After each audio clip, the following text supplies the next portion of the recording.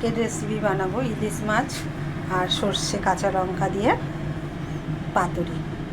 Butter সময় সর্ষেটা তখন আমি একটু নুন আর একটু কাঁচা লঙ্কা আর একটু পোস্ত দিয়েছিলাম, সেটা তোমাদের দেখানো হয়নি।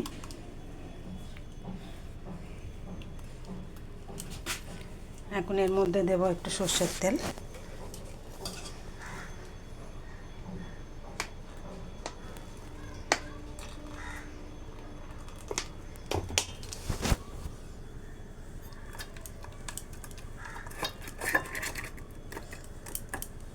মাছগুলো দিয়ে একটু মাখিয়ে নেব।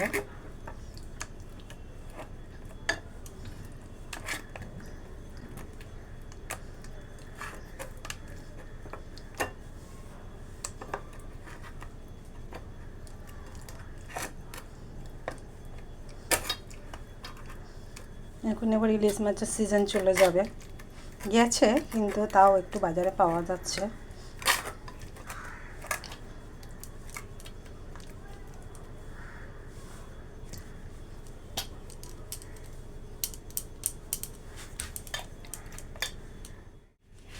দেখো দেখো ভাত হচ্ছে, ওর মধ্যে বসিয়ে দেব। এই হচ্ছে আমাদের ইলিশ মাছ ভাপা। দেখো খুব সুন্দর হয়েছে, একটা খুব সুন্দর গন্ধ। দেখো মাছটাও কি সুন্দর, দেখো মাছটাও কি সুন্দর হয়েছে।